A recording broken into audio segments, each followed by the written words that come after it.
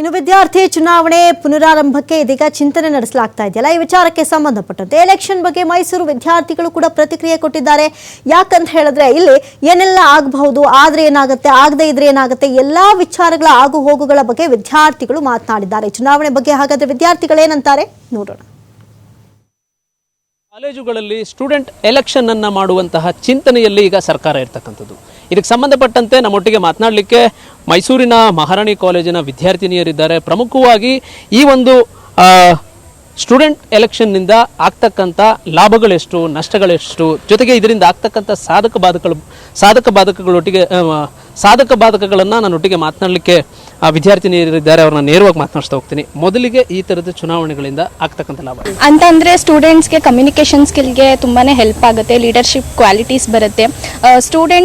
ಸ್ಟೂಡೆಂಟ್ಸ್ಗೆ ಏನಾದರೂ ಪ್ರಾಬ್ಲಮ್ಸ್ ಇದ್ದರೆ ಅದನ್ನು ಡೈರೆಕ್ಟಾಗಿ ಪ್ರಿನ್ಸಿಪಲ್ ಹತ್ರನೇ ಇನ್ಫಾರ್ಮ್ ಮಾಡೋದಕ್ಕೆ ಹೆಲ್ಪ್ ಆಗುತ್ತೆ.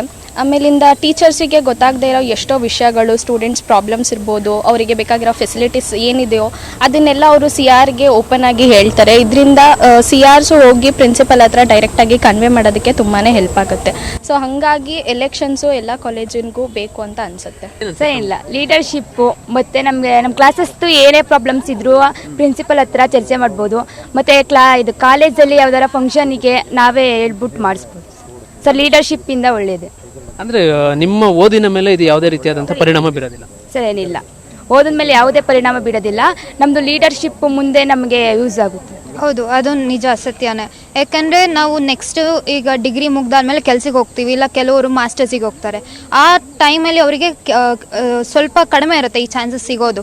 ಸೊ ಈ ಡಿಗ್ರಿ ಅಲ್ಲಿ ಇಲ್ಲ PUನಲ್ಲಿ, ಹೈಸ್ಕೂಲ್ನಲ್ಲಿ ಇದು ಆಲ್ರೆಡಿ ಒಂದು ಅವ್ರು ಕಲ್ತ್ಕೊ ಬಂದರೆ ಅವ್ರಿಗೆ ನೆಕ್ಸ್ಟ್ ಯೂಸ್ಫುಲ್ ಆಗುತ್ತೆ. ನೆಕ್ಸ್ಟ್ ಅವ್ರು ಒಂದು ಕಂಪನಿಗೆ ಹೋಗ್ತಾರೋ ಅವಾಗ ಅವರು ಒಂದು ಟೀಮ್ ಮ್ಯಾನೇಜರ್ ಆಗ್ತಾರೆ, ಇಲ್ಲಾಂದರೆ ಒಂದು ಟೀಮ್ ಲೀಡರ್ ಆಗ್ತಾರೆ. ಅವಾಗ ಅವ್ರಿಗೊಂದು ಐಡಿಯಾ ಇರುತ್ತೆ ಹೇಗೆ ಮ್ಯಾನೇಜ್ ಮಾಡಬೇಕು.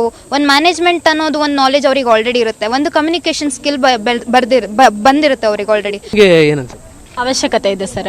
ಯಾಕಂದರೆ ಎಲ್ಲನೂ ನಾವು ಪ್ರಿನ್ಸಿಗೆ ಹೇಳೋಕ್ಕಾಗಲ್ಲ, ಅಥವಾ ಹೋಗ್ಬಿಟ್ಟು ಕ್ಲಾಸ್ ಟೀಚರ್ಗೆ ಹೇಳೋಕ್ಕಾಗಲ್ಲ. ಈಗ ಒಬ್ಬರಿಂದ ಒಬ್ರಿಗೆ ಟ್ರಾನ್ಸ್ಫರ್ ಆದಾಗ ಬೇಗ ಕೆಲಸಗಳಾಗುತ್ತೆ ಮತ್ತು ಹೆಲ್ಪ್ ಆಗುತ್ತೆ ಸ್ಟೂಡೆಂಟ್ಸಿಗೆ. ಈಗ ಕ್ಲಾಸ್ ಟೀಚರ್ ಆಗಲಿ ಅಥವಾ ಪ್ರಿನ್ಸಿ ಹತ್ರ ಆಗಲಿ ಯಾರು ಡೈರೆಕ್ಟಾಗಿ ಹೋಗಿ ಮಾತಾಡೋ ಧೈರ್ಯ ಇರಲ್ಲ.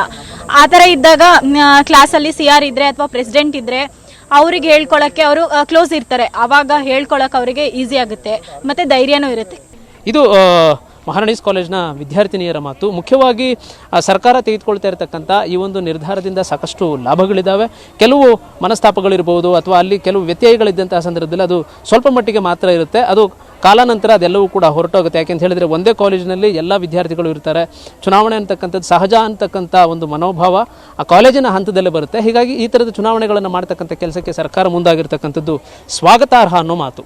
ಸರ್ಕಾರದ ಈ ಒಂದು ನಿರ್ಧಾರ ಮುಂದಿನ ದಿನಗಳಲ್ಲಿ ಯಾವ ಹಂತಕ್ಕೆ ತಲುಪುತ್ತೆ ಕಾದು ನೋಡಬೇಕಿದೆ. ಕ್ಯಾಮರಾ ಪರ್ಸನ್ ಜೀವನ್ ಜೊತೆ ಪ್ರಿನ್ಸೆಸ್ TV5 ಮೈಸೂರು.